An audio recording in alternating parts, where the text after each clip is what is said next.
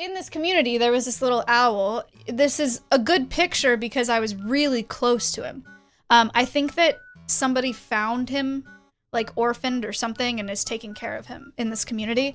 And they do the same thing with macaws. Oh, this was a hawk that I saw at that community too, who they say has been going back for like 17 years or something. This is a macaw. So in this community, every year, I guess, they take in a couple baby macaws that they find in the rainforest, and they like supplementally feed them, and then they take off and whatever. In the US, this would be a huge problem, right? Like, if people found wild macaws and took care of them and potentially imprinted them, and then they were friendly and like were around people, it'd be really dangerous for people and these birds. But this is a community like on the river, a very small community, and it's in protected forest. So I think it's fine. But it was really interesting that they get this close to them and help them through being babies. So yeah, he's eating a fruit here. What is it? He was a baby. It was a trip seeing Tico in the wild. What was his name? I think their names are Romeo and Juliet. I don't know which one this is, unless I'm getting them confused with someone else. I don't remember. Because they live in a protected forest, they have to... what resources they use out of the forest is now regulated by, I guess, environmental NGOs and the government. And so if they have no tallies of like overusing resources or misusing resources, then they get subsidized. Thank you. They get like subsidized or they get like a grant, sure. And they went 10 years without having any like tallies or doing anything wrong or like overusing resources, and so they got subsidized by the government to build things in their village, and they built a restaurant and a public bathroom, which is fascinating because it's only a community of 50 people. You know, they obviously don't need a restaurant or a bathroom. It just like shows ecotourism is a huge part of their economy. So much so that they put this money that they got from the government into increasing ecotourism. I thought that was really interesting. This is still at the community. This is on the boat. We were on a lot of speedboats, guys. A lot of speedboats going out a lot on the Rio Negro, looking for birds, filming stuff. It was really pretty. Lots of dragonflies, lots of bugs. Okay, so this whole thing is we came here to find white-winged parakeets.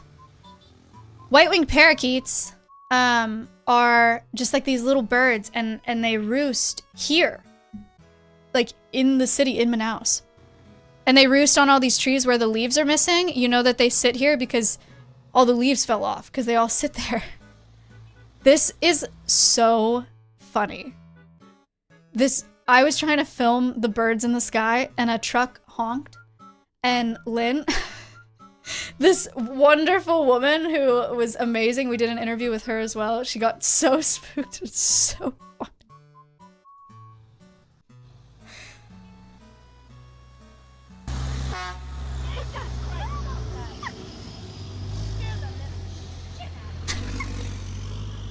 She's so funny. Okay, birds. Look, they're here. So many. Wait, bird hell. You have to hear it.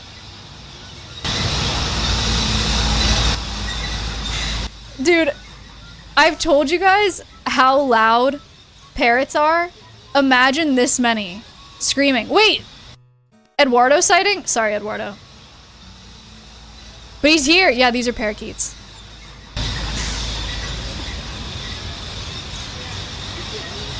Whoa!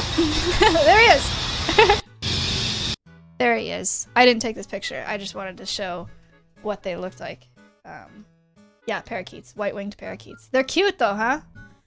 It's really interesting though to see them in such an urban environment. You know, obviously normally they would not be in one, but they've adapted to roosting here.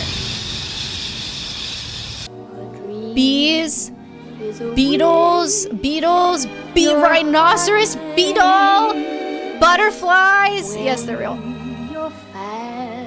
Grasshopper, look at those wings. Giant grasshopper, cicada, moth. Okay, this was the coolest thing I've ever done in my life. Coolest thing I've ever done in my freaking life. We got to see the collections at the National Institute of Amazonian Research. What the frick? We met with an entomologist there, and he took us in the bug collection. Guess how many bugs they have? Guess how many specimens they have? Pinned specimens, like the ones that you just saw. Guess how many? 5,000, 1,000, 40,000, 50,000, 25,000. Between 1 and 1.5 million. Between 1 and 1.5 million specimens. Okay, look at this. No, I might have put it in here. I don't think I did. I don't remember. If I didn't, I'll show you. But we met with a guy, and he's discovered 10 new bee species out there, and he pulled all these drawers out and showed us the specimens. Você conhece aquele paper Look! que fez a escala de dor? Sim. Era o nível máximo é a tucaneira e essa é a Pepsi. So Tarantula hawk. Beetles.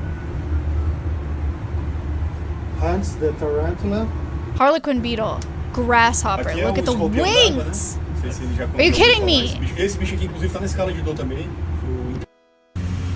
Oh, okay, this is separate. We'll talk about that in a second. Okay, let me show you what this looked like. This is the guy that discovered 10 bee species. So cool. Showing us how the cabinets open. Hold on. So there are all these cabinets and they slide, right? And then I don't know if you can see that there are drawers like in there. The insides look like this. Yes, he is a bit of a Brazilian Hassan. Yes, Mick, yes, okay. It's objectively... Yes. Okay, and then... This. And then they have, like, on here, they have, like, all... It's all listed out, like, what's in there. Right? This is him he showed me his bees. Because he's, like, the most proud of these. He's really proud of his bees. It was really cool.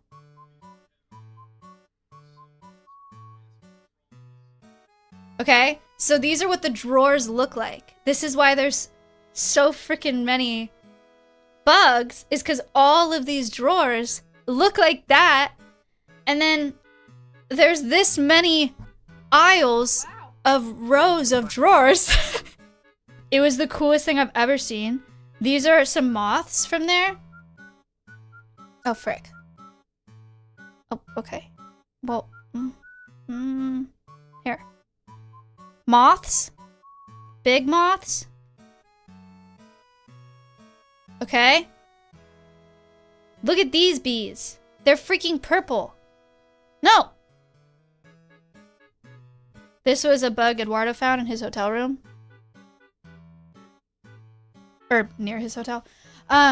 So many cool bee species. He was so cool to talk to. I asked him questions about like wingless bees and because I just learned about fig wasps and we talked about that.